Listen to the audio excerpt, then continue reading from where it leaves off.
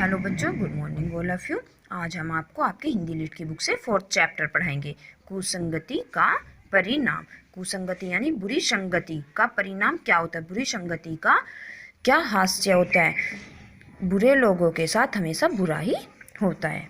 किसी किसान के पास एक ऊँट था। वह दिन भर ऊँट से काम लेता परंतु चारा पानी न देता। दिन भर ऊँट से, दिन भर यानी कि सारे दिन काम करवाता था, परंतु चारा पानी उसको खाने के लिए भूसा नहीं देता था और ना ही पीने के लिए पानी देता था। रात के समय वह ऊँट को खोल देता।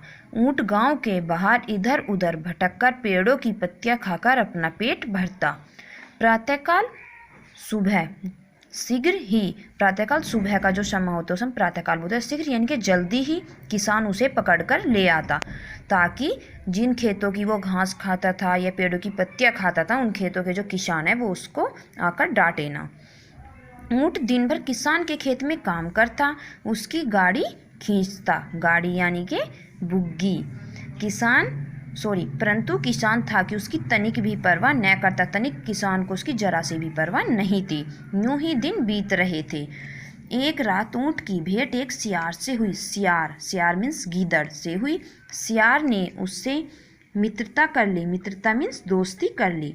वास्तव में सियार जानता था कि बड़े डील डोल का यह प्राणी भविष्य यानी कि आने वाले समय में उसके काम आ सकता है। इस कारण उसने ऊँट से मित्रता की। ऊँट को धूर्त सियार की वास्तविकता का कुछ भी पता न चला।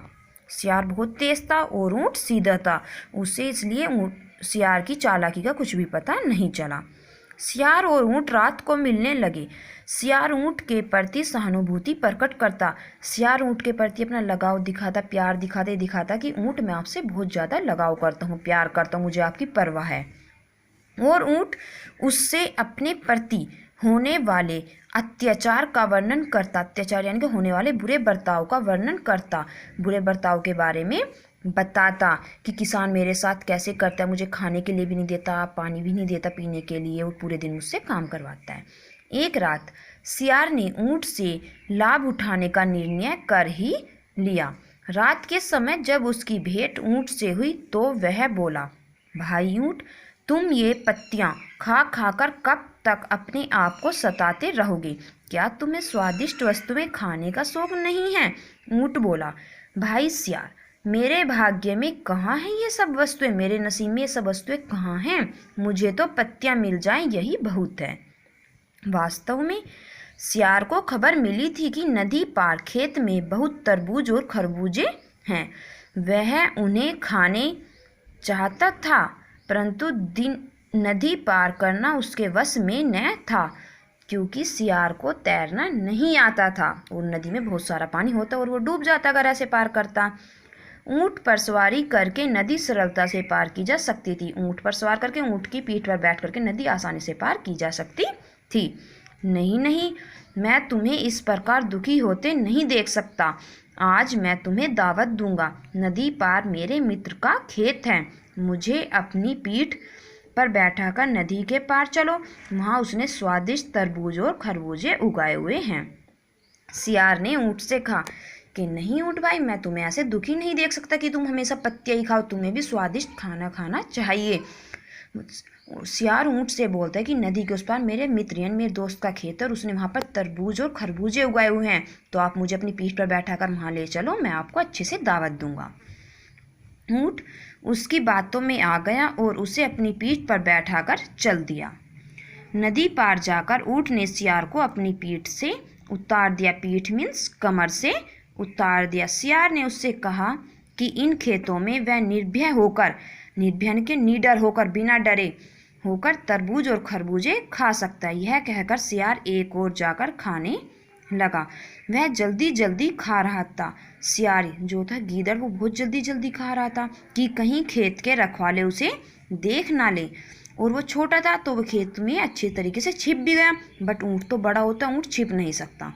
उसने जल्दी ही अपना पेट भर लिया, परंतु ऊँट अभी भी तरबूज खा रहा था। बड़ा आकार होने से उसे पेट भरने में देर लगती है।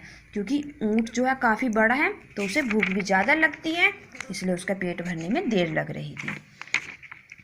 जब काफ़ी देर हो गई तो सियार ने सोचा कि यह तो सारी रात खाता ही रहेगा, क्यों न जोर से स्वर निकाल कर, स्वर यानी कि आवाज़ें निकाल कर रात को जगा दूं।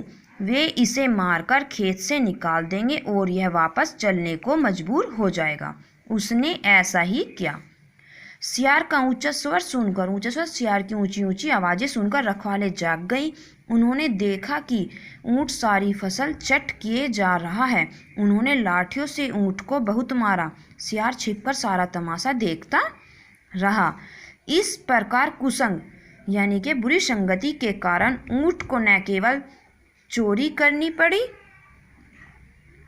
अपितु चोरों वाली मार भी खानी पड़ी। वह समझ गया कि यह सब सियार की शरारत है, परंतु बोला कुछ नहीं।